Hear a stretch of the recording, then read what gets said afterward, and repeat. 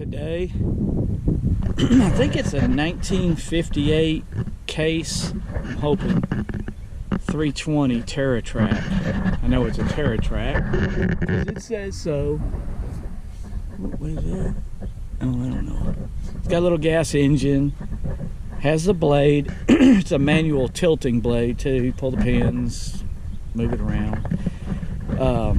I had to do a lot of work. I had to get the blade off of it to get the dozer on the trailer, because where it was at, it was facing out, and obviously the blade wouldn't pass between the fenders, so we had to remove the blade, then load the dozer, and it rolled really good. The tracks are freed up.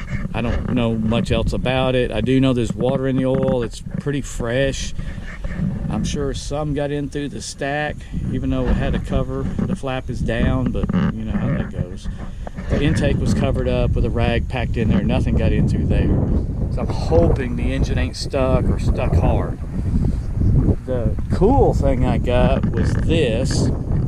It's got an oddball tire on it, tire and wheel. It's a 1971 or 72 Lockley Wrangler, and I believe it's a Sportsman's Deluxe or Sportsman Deluxe.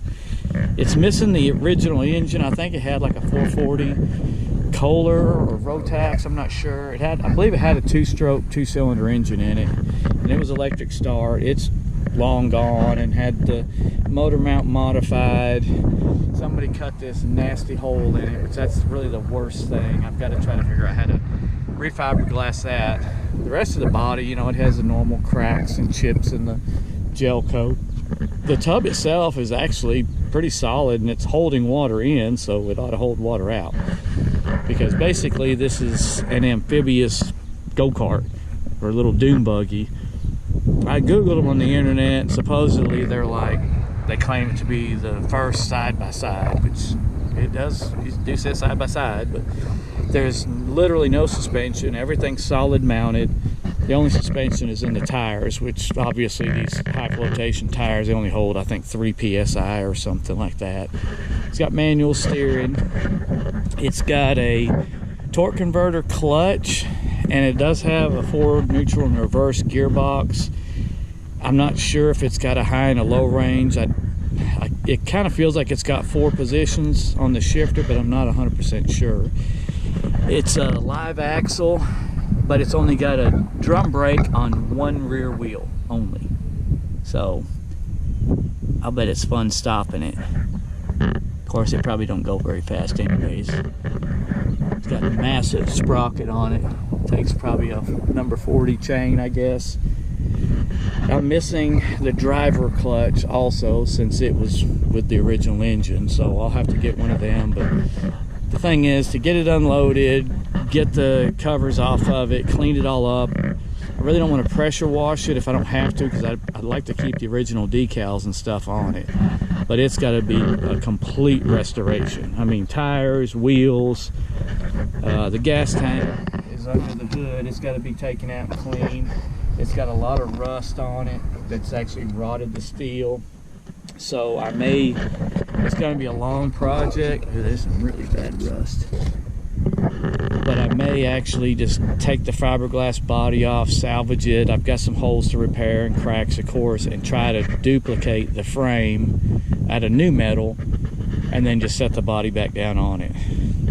It's going to be a work on it a little here and there project, but I want to get the dozer off and try to see if I can't get the engine to turn over. I may have to pull the hydraulic pump off in order to do that, since it's mounted right on the front of the engine on the crankshaft.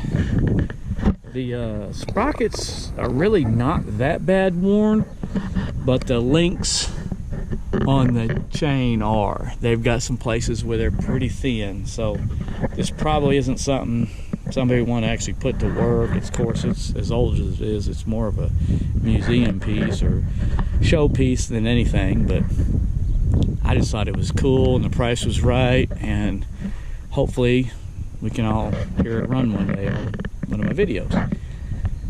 And also I picked up this old Cushman, I believe it's a 4 horsepower binder engine, I think. and it's water cooled.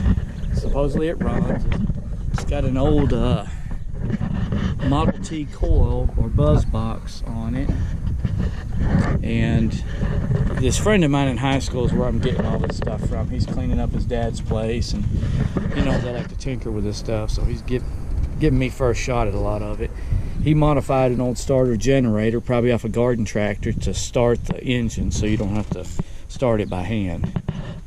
And then of course I got a couple of old garden tractor wheels and tires.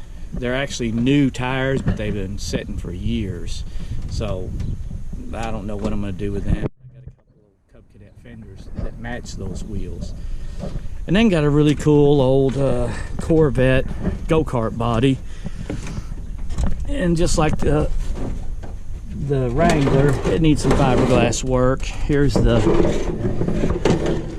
rear bumper tail light panel, and of course I don't have the go-kart frame and none of the other stuff. It's literally just the body, but I just thought it was super cool.